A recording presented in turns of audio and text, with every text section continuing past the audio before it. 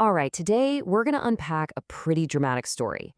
It's all about ambition, conquest, and some really, really big unintended consequences. We're talking about the arrival of the Spanish in what would one day become Georgia. It's a story of two worlds colliding. And the legacy it left behind, well, it's still being felt today. So let's just dive right in. You know, how do you conquer a continent? It's a huge question, right? But that's exactly what was going through the minds of the Spanish conquistadors back in the 16th century. Their ambition was just enormous. And to really get this story, we've got to understand the tools they brought with them and the world they were about to walk into. In this slide, it really gets to the heart of the story. It shows this stark contrast. On one side, you've got the Spanish advantages: steel weapons, the shock and awe of horses, which no one there had ever seen, and then there's their deadliest weapon, something you couldn't even see: disease. But, and this is super important, on the other side, they weren't walking into an empty wilderness. Not at all. This was a land of powerful Mississippian chiefdoms, all connected by these huge, sophisticated trade networks. So before we even get to the first European, you've got to picture this. The Mississippian culture was complex. It was vibrant. We're talking large towns, political structures, these extensive trade routes. This was a populated, thriving world that was just about to be turned completely upside down.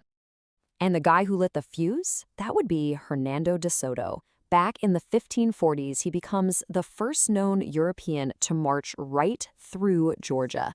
And his journey wasn't really about discovery. It was, well, more like a trail of pure destruction.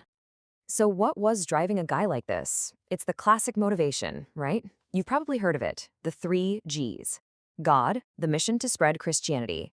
Gold, the big one, the hunt for incredible wealth. And glory, claiming land and prestige for Spain. But let's be real, one of these was way more important to him than the others. And here's the punchline. Or maybe the anti-punchline. By the one metric that mattered most to him and his investors, DeSoto's whole expedition was a complete failure. I mean, he found zero gold, nothing. In fact, it's kind of funny. The American Indians would often just send him on these wild goose chases, basically telling him, oh yeah, gold? It's just a little further north, just to get this destructive army out of their towns. Pretty smart. Okay, so no gold. So what did he leave behind? Well, his actual legacy, it's pretty grim. First off, he was directly responsible for the starvation and death of countless people. He brought the first pigs to the continent. Weird fact, right? And kind of ironically, the only written records we have of this Mississippian culture come from the journals of the very men who were destroying it. But the biggest, most catastrophic part of his legacy, you couldn't even see it. Yeah, we're talking about disease. DeSoto's men carried stuff like smallpox, measles, influenza, and the native populations had absolutely zero immunity. None. And remember those huge train networks we talked about? Well, because of them, these diseases just spread like wildfire, killing people at an insane rate, way, way beyond where DeSoto himself ever walked. So the deadliest part of this whole invasion was microscopic. So DeSoto's search for gold was a total bust. And because of that, Spain kind of had to rethink its whole strategy. The whole lone wolf conquistador thing wasn't working, so they moved to a more systematic approach. The thinking was, if we can't just plunder wealth, maybe we can control the land and the people through religion. And this, right here, is the start of what's called the mission period. In this mission period, it wasn't just a flash in the pan. It lasted for over 100 years. You can see here it kicks off in 1568, grows for a while, but then by the mid-1600s, things are really starting to fall apart. And by 1684, it's pretty much all over. So what exactly was a mission? Well, on the surface, it's a church. But really, it was an outpost of Spanish control. And they were really smart about it, building them right near existing Mississippian towns. The whole idea was pretty simple. If you can control someone's soul, you can control the person. So the number one goal was religious conversion. And this whole process of control, it was very systematic. Step 1. Convert the American Indian population to Catholicism. But of course, it didn't stop there.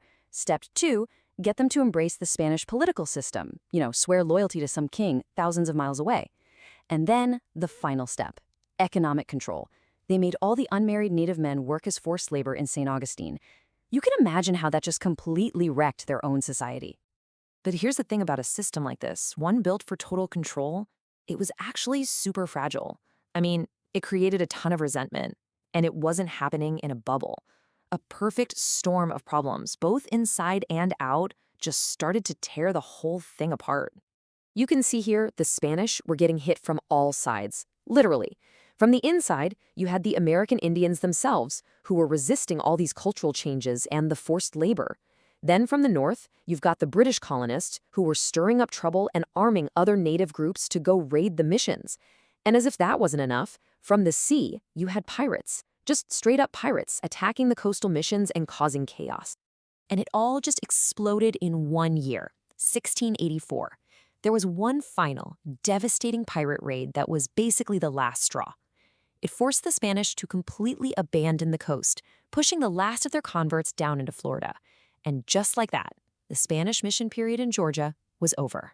So if you think about it, both the conquest and the mission system, they both failed, right? I mean, on their own terms.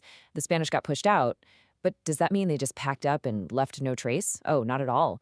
Their legacy, even in failure, was absolutely permanent and incredibly profound. This quote from our source material really just says it all. The Spanish presence came at a catastrophic cost to the indigenous American Indian populations. Catastrophic. I mean, it was a demographic collapse driven by disease and violence. And that, right there, is the biggest takeaway. Spain never found its cities of gold. It never managed to set up permanent total control. But through disease, violence, and just completely disrupting an entire culture, its presence forever, irrevocably changed the history of this land and its people. And it leaves us with this really interesting and, frankly, pretty sobering question to chew on. What is the true legacy of a colonization that fails? I mean, when an empire tries to force its will on a place but doesn't actually achieve its goals, who ends up paying the price? And how long does that debt really last? Something to think about.